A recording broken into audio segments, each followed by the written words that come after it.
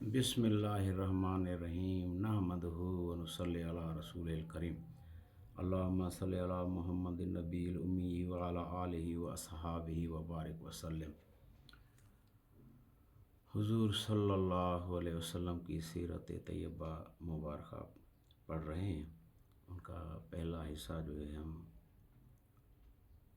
Share کر چکے ہیں، اس میں ولادت، بعثت، ولادت اور بچپن، لڑکپن، جوانی اور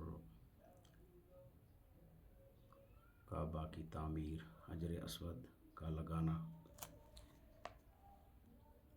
آج جو ہے اس کا دوسرا حصہ پڑھیں گے، بعثت تا ہجرت۔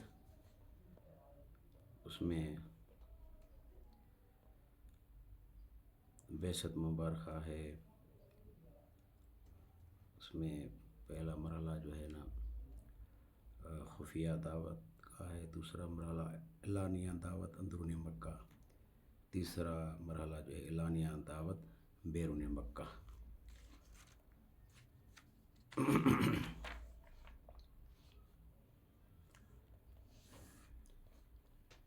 جغرافیہ مکہ مکرمہ کا، اس میں طبی جغرافیہ جو ہے مکہ مکرمہ کا، اس کے بارے میں ہے۔ مکہ مکرمہ بلد الامین اور امت القریٰ دو پہاڑی سلسلوں کے درمیان ایک وادی ہے۔ شمال میں جبل کویکسکیان اور شعب بنی عامر ہیں، جنوب میں جبل حدیدہ اور جنوب مغرب میں جبل عمر واقع ہے۔ شمال مغربی حصہ میں مقام قدہ ہے، مشرق میں شعب ابی طالب اور جبل حرا ہیں، پھر مزید مشرق میں جبل خندمہ اور شمال مشرق میں جبل ابو قبیس واقع ہیں۔ ہموار نشیبی علاقہ کو وادی بطحاء کہتے ہیں۔ مکہ مکرمہ کا وسط بیت اللہ یعنی خانہ کعبہ ہے،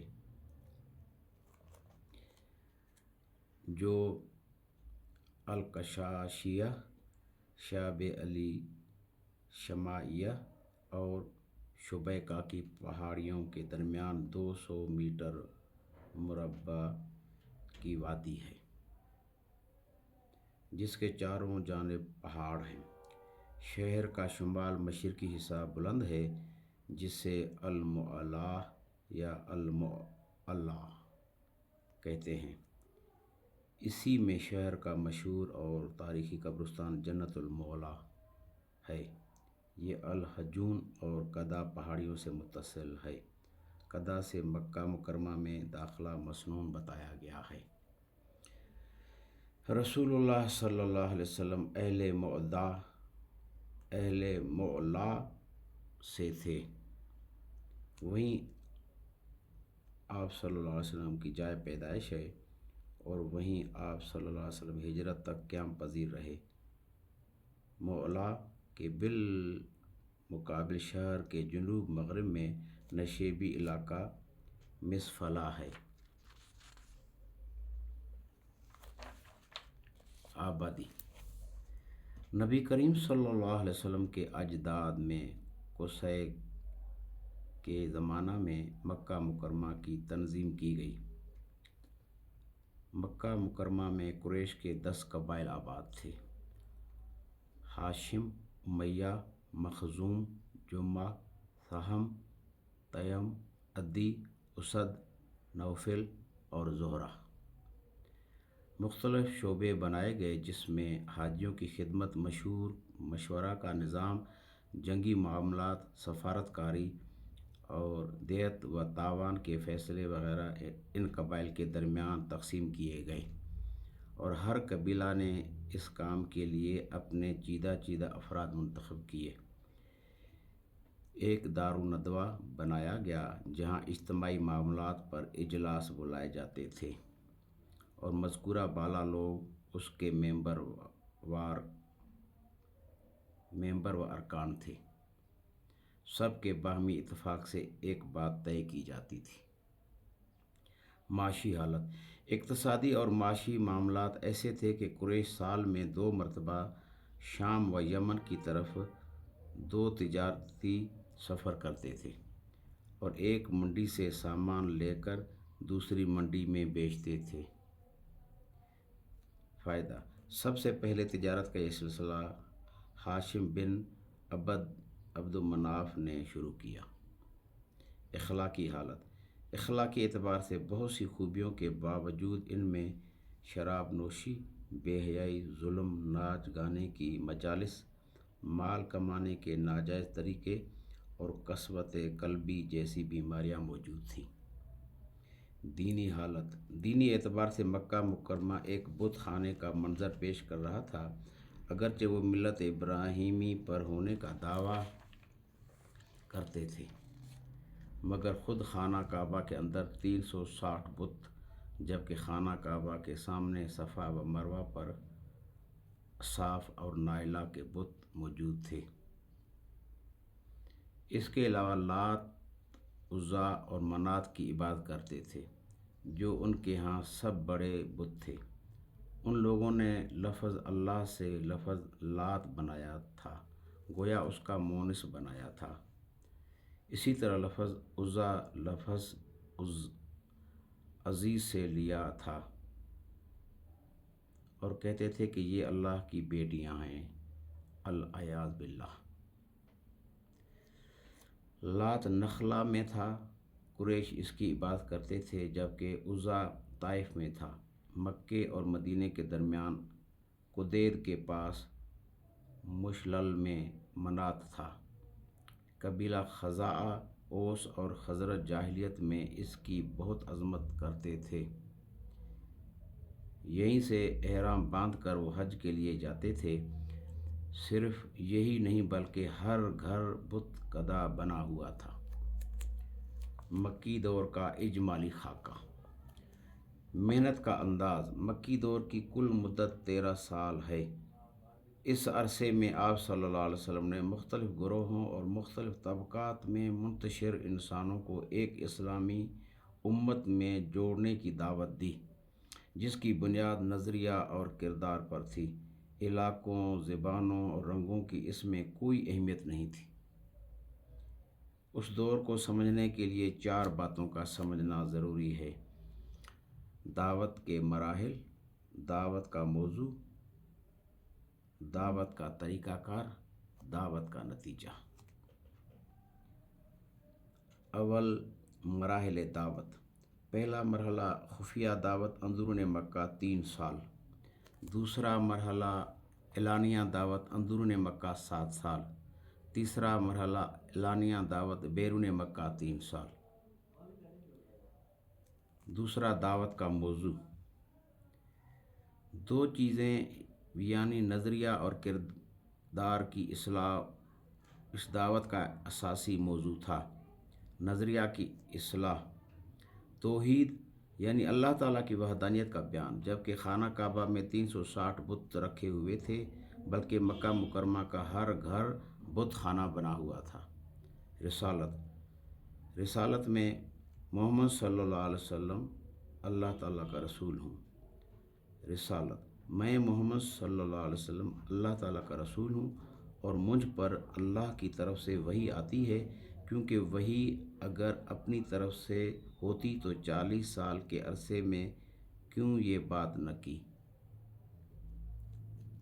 قرآن، کہہ دو کہ قرآن اللہ تعالیٰ کی کتاب ہے، انسانوں کا کلام نہیں۔ کوئی انسان یہ طاقت نہیں رکھتا کہ وہ کوئی اس جیسی کتاب لکھے جس میں زندگی کے تمام شعبوں سے متعلق رہنمائی ہو۔ آخرت، جس طرح رات کو دنیا سو جاتی ہے اور صبح کو اٹھ جاتی ہے، اسی طرح ایک دن یہ ساری دنیا مستقل سو جائے گی اور اس کے کچھ عرصہ بعد پھر لوگ کھڑے ہوں گے، محشر برپا ہوگا، دنیا میں جو کچھ کیا اس کا حساب کتاب اور پھر بدلہ کا اعلان کیا جائے گا۔ بعض لوگ کامیاب ہوں گے، بعض ناکام ہوں گے۔ کامیاب لوگ اللہ تعالیٰ کی رحمت کی جگہ جنت میں اور ناکام لوگ اللہ تعالیٰ کے غضب کی جگہ جہنم میں چلے جائیں گے۔ کردار کی اصلاح، عمدہ اخلاق و صفات مثلاً صلہ رحمی، پاک دامنی، پڑوسی کے ساتھ بہترین برتاؤ، کمزوروں سے اچھا سلوک کرنے کا حکم، بے حیائی، جھوٹ، چوری اور دیگر اخلاقی برائیوں سے اجتناب کی تلقین کیا کرتے تھے۔ تیسرا، دعوت کا طریقہ۔ آپ صلی اللہ علیہ وسلم نے سب سے اول اپنے گھرانے سے دعوت کا آغاز فرمایا، اس کے بعد اپنے خاندان بنی ہاشم کو دعوت دی، اس کے بعد قبیلہ قریش کو دعوت دی اور اس کے بعد تمام قبائل قریش میں دین کا پیغام پھیلایا۔ چوتھا مرحلہ، دعوت کا نتیجہ۔ جب اعلانیہ دعوت شروع ہوئی اور مکہ مکرمہ کی وادی اس دعوت سے گونج اٹھی، تب مکہ کی وادی میں ایک بھونچال سا آ گیا۔ زیادہ تر مخالفت اور جبکہ بہت کم حمایت کی شکل میں نتائج ظاہر ہونا شروع ہوئے۔ مخالفت، 6 طریقوں سے اس دعوت کو روکنے کی کوشش کی گئی۔ 1، مصالحت، دوسرا دھمکی، تیسرا گھٹیا حرکتیں، چوتھا جھوٹا پروپیگنڈا، پانچواں ثقافت و کلچر، چھٹا ظلم و ستم۔ ان کی تفصیل یہ ہے۔ نمبر 1، مصالحت۔ ابو طالب اور خود رسول اللہ صلی اللہ علیہ وسلم کے پاس کئی وفد آئے اور بڑے ہی نرم و میٹھے انداز میں آپ کو اس دعوت سے باز رکھنے کی کوشش کی، لیکن آپ صلی اللہ علیہ وسلم قطعاً متاثر نہ ہوئے اور اپنی دعوت جاری رکھی۔ دوسرا، دھمکی۔ نرم انداز سے بات نہیں چلی تو دھمکیوں پر اتر آئے، لیکن آپ صلی اللہ علیہ وسلم نے دو ٹوک انداز میں جواب دیا اور اپنے مشن کو جاری رکھا۔ نمبر 3، گھٹیا حرکتیں۔ نرم و گرم انداز دونوں ناکام ہوئے تو کفار ذلیل حرکتوں پر اتر آئے۔ آپ صلی اللہ علیہ وسلم کے گھر کی طرف گندگی پھینکی گئی اور راستے میں کانٹے بچھائے گئے، یہاں تک کہ آپ صلی اللہ علیہ وسلم کی 2 بیٹیوں رقیہ و ام کلثوم رضی اللہ عنہن کو طلاق دلوا دی گئی۔ آپ صلی اللہ علیہ وسلم کی بیٹیوں کو طلاق کی تفصیل۔ سیدہ زینب رضی اللہ تعالی عنہا کا نکاح حضرت ابو العاص بن ربیع رضی اللہ تعالی عنہ سے ہوا، جو مکہ کے صاحب ثروت شریف اور امانت دار شخص تھے۔ حضرت ابو العاص رضی اللہ تعالی عنہ سیدہ خدیجہ الکبریٰ رضی اللہ تعالی عنہا کے سگے بھانجے تھے۔ اعلان نبوت کے بعد مشرکین مکہ نے حضرت ابو العاص رضی اللہ تعالی عنہ کو اکسایا کہ حضرت محمد صلی اللہ علیہ وسلم کی بیٹی حضرت سیدہ زینب رضی اللہ تعالی عنہا کو طلاق دے دو اور قبیلہ قریش کی جس عورت سے نکاح کرنا چاہو ہم پیش کر سکتے ہیں۔ حضرت ابو العاص رضی اللہ تعالی عنہ نے سیدہ زینب رضی اللہ تعالی عنہا کو طلاق دینے سے انکار کر دیا۔ بعثت سے قبل سیدہ رقیہ رضی اللہ تعالی عنہا کا نکاح ابو لہب کے بیٹے عتبہ سے ہوا تھا، مگر رخصتی ہونا باقی تھی۔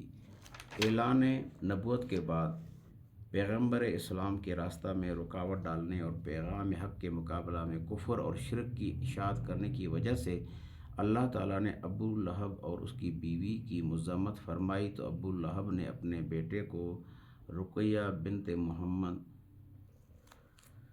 صلی اللہ علیہ وسلم سے علیحدگی اختیار کرنے پر زور دیا۔ اس پر عتبہ بن ابو لہب نے سیدہ رقیہ رضی اللہ تعالی عنہا کو طلاق دے دی۔ اس کے بعد مکہ مکرمہ میں ہی سیدہ رضی اللہ تعالی عنہا کا نکاح حضرت عثمان بن عفان رضی اللہ تعالی عنہ کے ساتھ کر دیا گیا۔ اعلان نبوت سے پہلے نبی کریم صلی اللہ علیہ وسلم نے سیدہ ام کلثوم رضی اللہ تعالی عنہا کا نکاح اپنے چچا ابو لہب کے بیٹے عتبہ کے ساتھ کر دیا تھا۔ رخصتی ہونا باقی تھی کہ ابو لہب کے کہنے پر عتبہ نے آپ کو طلاق دے دی۔ سیدہ رقیہ رضی اللہ تعالی عنہا کے وصال کے بعد نبی اکرم صلی اللہ علیہ وسلم نے سیدہ ام کلثوم رضی اللہ تعالی عنہا کا نکاح حضرت عثمان رضی اللہ تعالی عنہ سے کر دیا۔ چوتھا، جھوٹ